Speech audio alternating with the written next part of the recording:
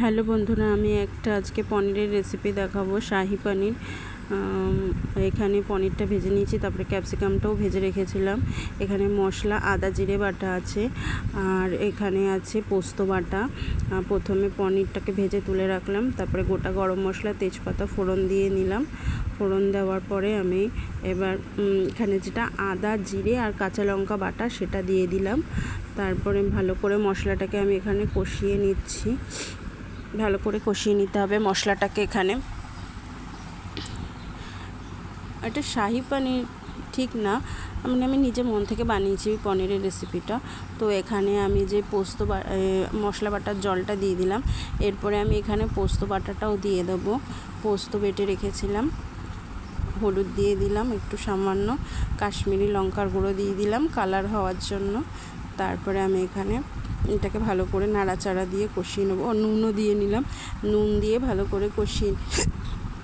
করে কষিয়ে নিলাম মশলাটাকে। তারপরে এখানে পোস্ত বাটাটা দিয়ে দিলাম। পোস্ত বাটাটা দিয়ে ভালো করে নাড়াচাড়া করে নিতে হবে। পোস্ত বাটা দিয়ে আমি ভালো করে নাড়াচাড়া দিয়ে নিলাম।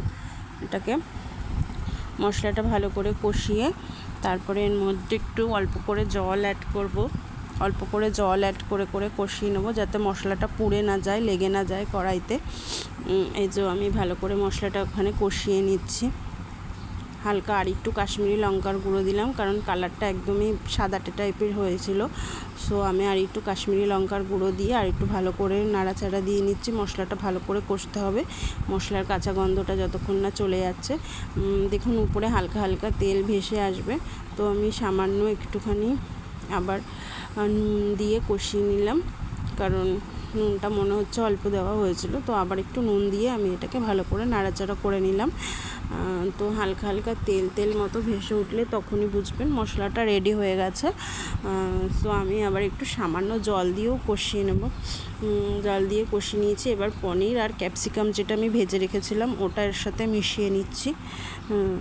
ভালো করে মিশিয়ে নিতে হবে। ভালো করে আমি এটাকে কষিয়ে নিচ্ছি। পনির আর ক্যাপসিকামটা ভালো করে মশলার সাথে ভালো করে মিশিয়ে কষে নিতে হবে। সো আমি এখানে ভালো করে এটাকে কষে নিচ্ছি। কষে নিয়ে সামান্য জল দেব। আমি এই যে জল দিয়ে ভালো করে এটাকে ফুটতে দিলাম। ভালো করে ফুটে আসলে এটার মধ্যে আমি একটু কসুরি মেথি আর একটু মিষ্টি দিয়ে একটু গরম মশলা দিয়ে এটা নামিয়ে নেব। সো ভালো করে ফুটে গেলে আমি এর মধ্যে অ্যাড করছি কসুরি মেথিটা অ্যাড করলে বেশ ফ্লেভারটা ভালো আসে। তো আমি কসুরি মেথিটা অ্যাড করে দিলাম। এরপরে আমি এতে সামান্য একটু মিষ্টিও দিয়ে দেব। মিষ্টি আর কসুরি মেথিটা দিয়ে আমি এটাকে ভালো করে তারপরে সামান্য একটুখানি এতে আমি গরম মশলা দিলাম।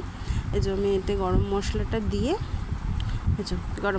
দিয়ে নিলাম। গরম মশলাটা দিয়ে নাড়াচাড়া করে এবার আমি এটাকে ঢাকা দিয়ে রেখে দেবো, নামিয়ে নেব। তো নামিয়ে নিলে আমার এখানে পনিরের এই রেসিপিটা, ক্যাপসিকাম আর পনিরের এই রেসিপিটা একদম রেডি হয়ে যাবে।